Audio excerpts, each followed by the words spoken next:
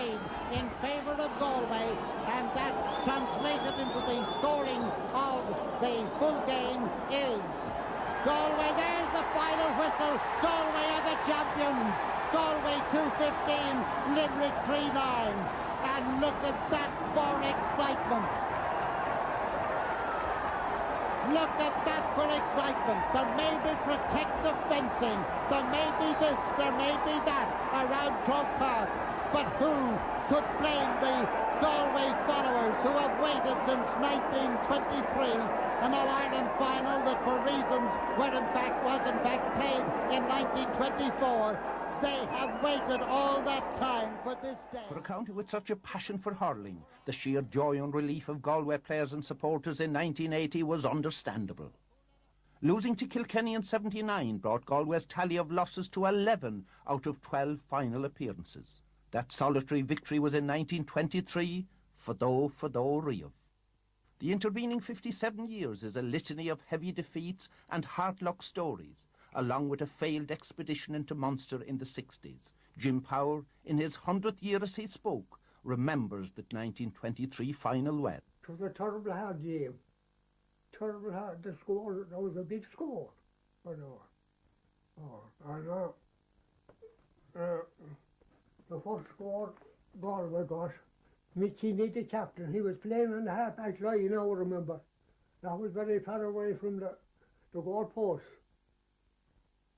And the first ball he got, he went through the whole Limerick backs and scored the goal. He gave a great start to the Galway team. And by God, they all got down to it on the spot. And to score for score, there was no runaway business at all about it, but it was a very tough game. And Lennon McGrath had a lot of mercy on him. He scored 3 brilliant goals, I think. And that's some scoring. And Bernie Gibbs and Dean Morrissey and Mick Kinney was the other score. And he didn't have it. There were 7 goals scored. Galway scored 7 goals. And Limerick scored about 3. So that was some hurling. That year, at the county convention, when the county secretary was reading out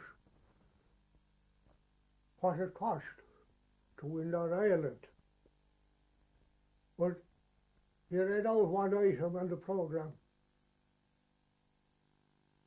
£4.10 expenses on team after winning that Ireland. Well, they nearly brought down the house, but they did. And the man sat down, I don't think he stood up since. I was telling Mick Dool was here, all the chairmen was here, is what it was then. Mick Dool was here, and I was telling him, he said you wouldn't get 2 sandwiches for it now. Sort of, that changed times, huh? They won the All-Ireland on 2 occasions. The first was in 1923, and we have a survivor from that team. He's 93 years old. His name is Jim Power.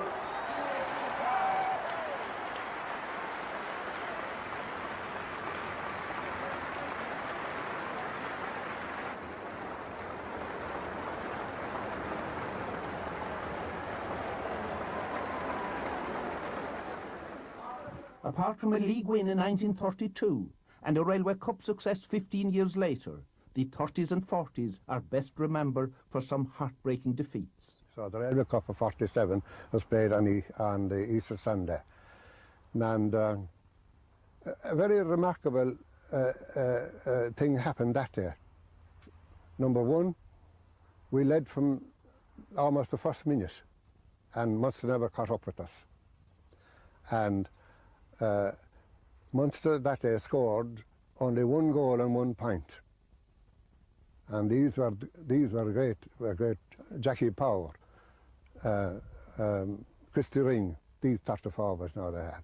So there was great expectation then for that team.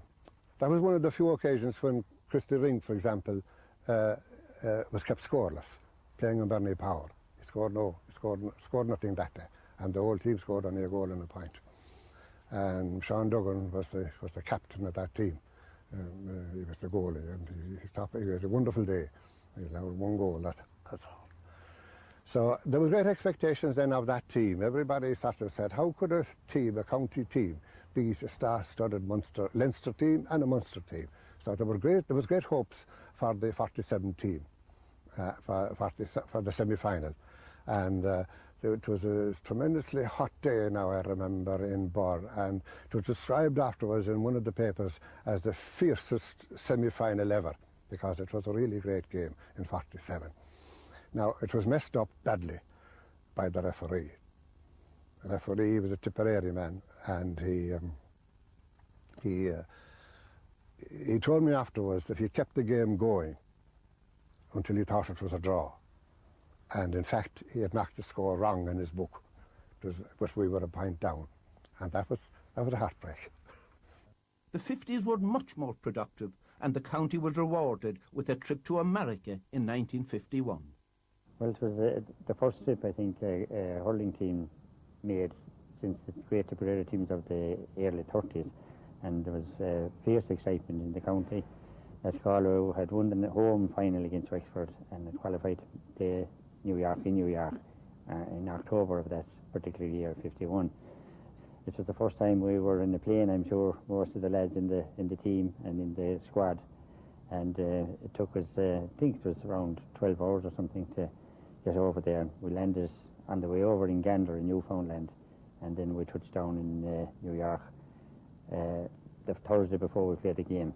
So they played New York in actually the Polo Grounds, which is gone now. It was knocked, and another big stadium was put there instead. Again, the New York game was a very exciting game. There was only, I think, 3 points in it at the end, and it took Galway the best part of the hour to push New York away. The mayor of New York gave us a reception on the steps of City Hall in New York, and the Meath team was with us that time as well. So the two teams were tagged in their outfits, Galway in their maroon and white, and Meath were in their green and white, and it was a great occasion. Well, we came back by transatlantic liner. It was the New Amsterdam, and I think it was 36 or 40,000 tons. And of course, we were never on a ship like that in our lives, and it was a wonderful experience. When we arrived in Cove, then we got a civic reception from the Mayor of Cork, and we were well received in Cork and coming back through Limerick actually as well. But when we reached the borders of Galway, there was a wonderful reception from the Galway people, and especially from the people of Gort. But when we reached Ardrahan, with all the luggage that was on top of the bus from the boys on the way back from America, the bus wouldn't go under the bridge. So of course we had to go back by Kinvara and come into Claren Bridge from Kinvara and into Galway. I remember very well when we reached the Cemetery Cross in Bohermore. There was thousands of people there with the bands and all that, and we came down Bohermore. In Keflaherty, of course, was captain of the team, and being a Bohermore man, they gave him a wonderful reception. One instance that stands out in my mind is the fact that when we reached Crow's pub in Bohermore, they had a big bonfire outside the shop, it was a pub, and that was so close to the house that it burned the paint off the front door, which was a great laugh at the time. In 1953, Galway reached their first final in 24 years with a 1-point win over Kilkenny in the semi-final. From early morning, the city stations disgorge thousands of people from all centres. They've come from the north, the south, the east and the west, and visitors from across the seas help swell the crowd, basking in a glorious sunshine to the all-time record of 71,195. It was one of the finest games that were played in that decade, 1950 to 1960, one of the finest finals. There was only one equal to it, and that was the 1956 game between Cork and Wexford, having defeated Kilkenny in the semi-final. The first game, championship senior game that Galway won since 1929, in a quarter of a century, that match. And there was great expectations for the 53 All-Ireland, having beaten Kilkenny, a thing we hadn't done since 29. And the game was blow for blow right throughout the match. The striking did upset Galway for a little while, but not for very long now. And coming right to the very end, Galway was 1 point down. That's all. It was 1 point between the two teams. And the winning score was scored by Tom Sullivan, who was the right full forward. And that was the end of the game. That was how that final was won. Play swings to the railway end, and it's the turn of Galway to defend. Sean Duggan holds his fort well for the West, and the Munster men are repulsed. The interval over, Cork strive to increase their lead, but Galway, with Mickey Burke subduing the immortal Christy Ring, and each man giving his all, start an incessant bombardment on the Cork goal.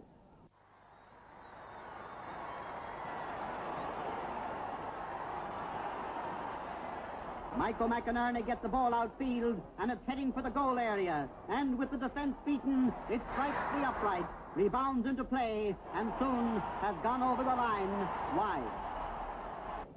The bootless Josie Gallagher solos across the field. His shot just nicks his stick, and Vin Toomey comes to the rescue of Cork. And this is virtually the last attack by Galway, and Cork, hurling with the verve, take the top hand. Half with an Anawa Higkirtig, either Clistag as math. A melee around the Galway goal, and Tom Sullivan crashes home a final goal, and seconds later the game is over, with Cork champions for the 18th time. Cork, 3 goals and 3 points, Galway, 8 points.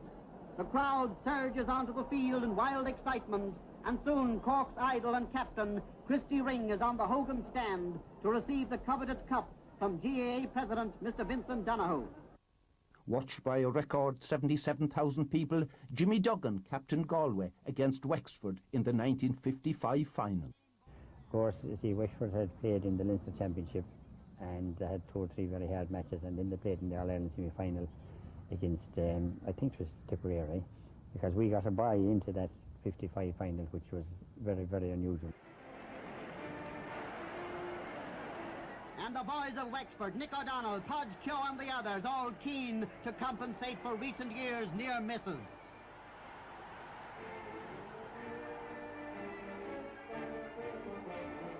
Almost from the start, Wexford attack. The pace is fast, the hurling keen. Nicky Racker gets a ground pass, pulls hard, and the ball shakes the net. Less than a minute later, Tim Flood sends over a Wexford point.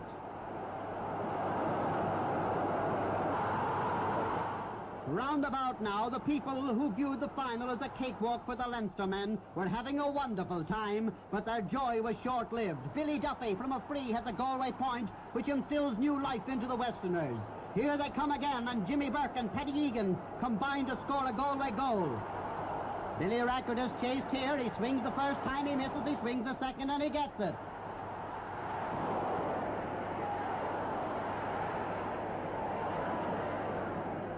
Now it's Bobby Rackard clearing from Tim Sweeney. Johnny Malloy sends in a 70, and it's over the bar for a point for Galway. And here are some of the highlights of a second half in which Wexford wore down their rivals. Oh, the excitement of it all. A 21-yard free and another Nicky Rackard point. The Wexford men are on the victory march, but to show there's life in Galway, Mogan Duggan does likewise for them.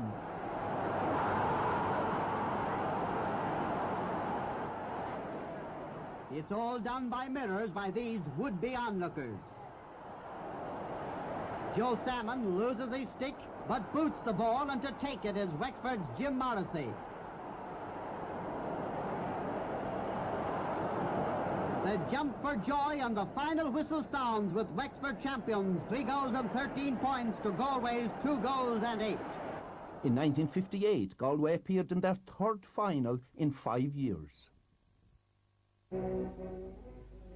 Nearest to the camera are Tipperary, led by Tony Wall, while Cullinan heads the Galway contingent. Agus an son, Conadar Galair, Auron and Navil. The second half of that match was a great game. A great, very good game. And it was blow for blow and ball for ball and score for score in the second half of that game.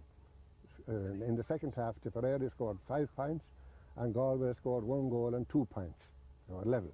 But unfortunately, in the first half, we had let in 4 goals, and it was too much to make up, and that was that. As referee Matt Spain threw in the ball at the start of the second half, it was obvious that Galway would have to improve immediately if they were to have any chance of overtaking the Munster champions. And although Tipperary took up the offensive again in the early stages, there was an indication of a Western comeback for a while, and Jim Fives got the first score of the second half from this free.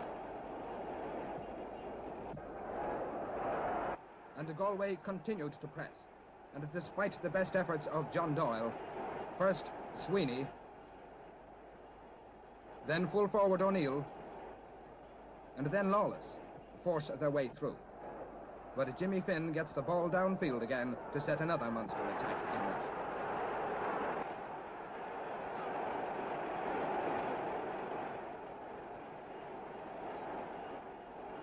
Star Galway player Joe Salmon sends to Kelly. Kelly shoots goalwards. O'Grady blocks it down, but Conway goals and arouses hopes of a new Western resurgence. And so the match was over. And Galway's failure to make a significant breakthrough was blamed on the lack of first-round competition. A number of different options were proposed, including the open draw, joining Leinster, or forming a third province with Galway, Clare, Offaly and Westmeath. Discussions were also taking place with the Munster Council. The meeting was arranged in Canon Hamilton's house in Nina, and I think it was probably January now, January, very early in the year. And the delegates from the Munster Council came there, and we went there, 4 of us went there. And we sat down and talked, and then we said it would be better if we didn't put forward any motion at all to Congress. Let Munster put it forward, and then it was guaranteed success, because Leinster delegates would say, well, if that's all right with Munster, it's all right with us. Ulster would vote for us anyway, and our own Connacht delegates would vote for us. So that was what happened. Munster put forward a motion inviting Galway in to play in the Munster Championship, in all grades. Although the intermediate team won a Munster title, the senior team won just 1 championship game in that 11-year spell. Ironically, one of Galway's best performances was in the 1969 Railway Cup during the county's final year in Munster. Blocked back by a Connacht man. It's Mick O'Connor playing centre field now instead of full forward. The ball has gone up loose there, waiting for his Paddy Fahey, 25 yards out. Being chased by Tony O'Brien, gets past Tony O'Brien, cutting in on the left, sending it across the goal mouth, and it's gone over the bar.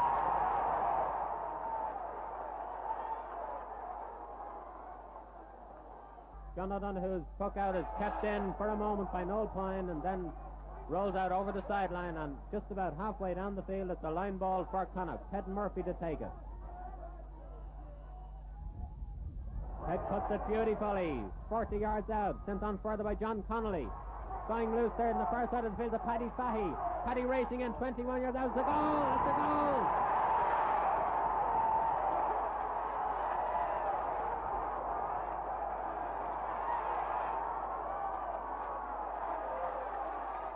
It's a 22 yards free, 23 yards maybe for Munster. Jimmy Doyle taking it. It seems a formality. It is a formality. It's over the bar. So it's now 2-10 for Munster, 2-3 for Connacht, and 14 minutes, or very nearly 14, gone in the second half. One wonders, has the bolt been only a short one and that they've shot it already? Then Gaynor clearing it out for Munster. Sam Stanley outnumbered there. Beats John Flanagan though, gets the ball on for Connacht onto Mick O'Connor. Mick is 50 yards out, sends it in towards the goal. Dennis Murphy playing about with it on the ground there. It goes in further towards the goal from the stick of Paddy Fahey. John O'Donoghue saves the ball there. There's a great ruck in the goal mouth. It's in the net. It's a goal. It's a goal.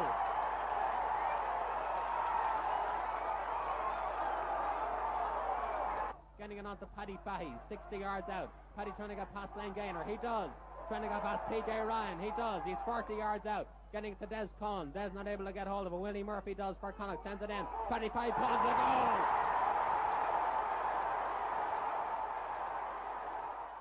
When I started off first with them in 67, it was just a matter of going out and almost playing the match, and training wasn't very intense, or in fact maybe no training at all in some cases. And it was probably because of lack of success year after year, and then it wasn't anybody's fault. It's just the way it just didn't seem worthwhile doing it. John Connolly, centre fielder for Connacht, taking this 70. Strong breeze behind him. He's got the distance. It's gone over the bar. Another point for Connacht. By the mid-60s, there was a strong belief in the county that more emphasis should be placed on underage hurling. Well, Galway's strength over the last 20 years stemmed, I believe, from Galway County Board's response to Alf Murray's challenge when he set up Coiste Mana nationally, the hurling revival group, when Father Jack Solan, the late Father Jack Solan, who was chairman of the County Board, set up a County Galway Coiste Mana. And they set about enthusiastically revitalising structures or setting up new structures, putting them in place, and obviously schemes such as coaching schemes, the bringing of youngsters to Unspidgel, to Uncursa Gaeilge, that very first one, which also had a significant coaching input under Donny Nealon and many other fine coaches. All of that activity and the development of these various structures that were put in place over the last 20 years has resulted that we've had the success we've had, and I suppose in that perspective the first Coiste Mana drive led eventually to Galway Minors going through in 1970, and though defeated, continuing on, a significant number of those players continued on to land the county its first under-21 title in 1972. Further improvements were made in the structure of hurling in the county with the formation of the Hurling Board in 1971. Gerry Flaherty was chairman of the Galway County Board, and it was his brainchild, I suppose you call it, to set up the Galway Hurling Board. And without being biased, Anthony, I think since the foundation of the Galway Hurling Board, the Galway Hurling has gone from strength to strength. Prior to that, it was the hurling was ran by the Galway County Board. But the football board, way back in 1939 or 40, they set up a football board, and John Dunn and a lot of people, they were very successful with the football board. So Gerry Flaherty's brainchild, he set up the hurling board, and in 1971 and straight away in 1972 we won the under-21. It was our first breakthrough, our first victory in so many years. For the final then, I remember we played Dublin, and that was in Limerick, and we had trained pretty hard for it, and we had a great team together for it, and it was a great achievement. We just about beat Dublin. Dublin were very good, they were very fit, and I was lucky enough to be captain of that team, so it was a great honour for me. It was a great pleasure, and the celebration afterwards was great. The sense of achievement afterwards was marvellous. Former Galway hurler Frank Fahey was the board's first secretary. There was little or no organisation as far as hurling was concerned when we arrived on the scene, and we had to approach this in a professional way. First of all, we realised that the players had to be looked after, proper training procedures, proper hotels, proper hotel rooms, proper meals, and especially travelling. Travelling had to be organised and paid for in a professional way. It took at least 2 years to achieve this, and then when it did, I think that we found out that we were going places. By 1975, the professional approach that masterminded the under-21 win was now being applied at senior level. With many of the under-21 winning side now on the senior team, Galway won Division 2 of the National League. They played Kilkenny in the league semi-final in Thurles. Game one having a lot of trouble from this right corner forward of Galway's Marty Barrett, an industrious, tenacious hurler, and this is Jerry Coon, who scored 2 points already. This shot from about 50 yards out. Jerry Coon there, and there's another point from Coon. So now there's only 1 point between them. Right half forward, Jerry Coon, the scorer of that one. Noel Skehan's puck out. Comes to Liam O'Brien. Liam's shot. Kieran Purcell. But Eddie Kerr has it. Eddie's shot broken down there and cleared away by Joe Clark, the fullback. Comes out to Eddie Kerr again. But Sean Silk is there all on his own. He's not on his own anymore. But he comes away, taps it nicely to Iggy Clark, and Iggy Clark breaks away. Now Liam O'Brien going over to him, but Iggy gets it nicely. Beautiful pass to PJ Malloy. Malloy's shot, and there's the equaliser. PJ Malloy, the left half forward, number 12. A beautiful movement. I just happened to remember one ball that I got in the half-back line, and I just broke away a little bit and I sent it up to PJ Malloy, and I remember Pat Lawler almost stopped it with his hurley, but PJ and scored a great point. But this is Pat Lawler, and he's robbed Sean Murphy. John Connolly for Galway. What a fantastic game this semi-final is. Tom McCormick, Pat Delaney, but it's John Connolly now stamping his greatness on midfield for Galway. And this is PJ Qualter, who's out on the 40 to PJ Malloy, number 12. PJ shot dropping just outside the square. Broken away. Pádraig Fahy running for it. And Van Larkin. Fahy's got it in his hands. Dropping it back to PJ Malloy. Malloy shot and it's a point.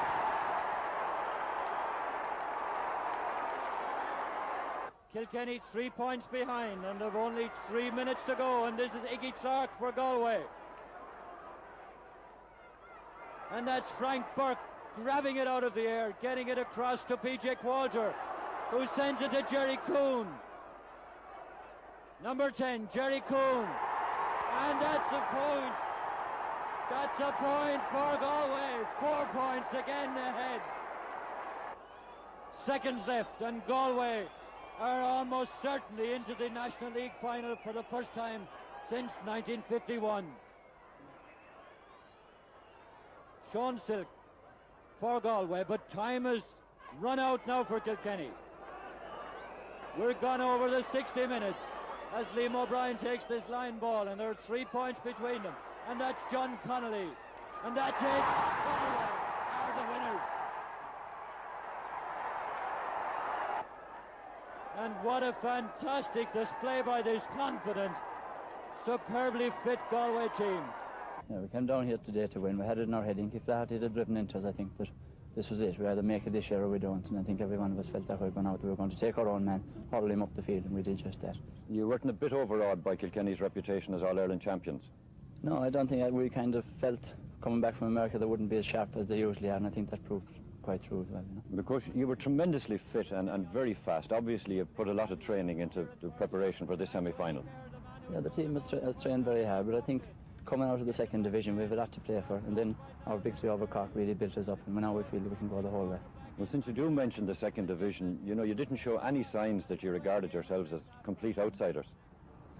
We didn't play actually very well at all in the second division, even Offaly beat us, but I think the bigger the team, the more we try, you know, and I think from centre field back, we're probably the best team in the country. And that's what stood to us here today. They didn't get any chance for a shot at goal.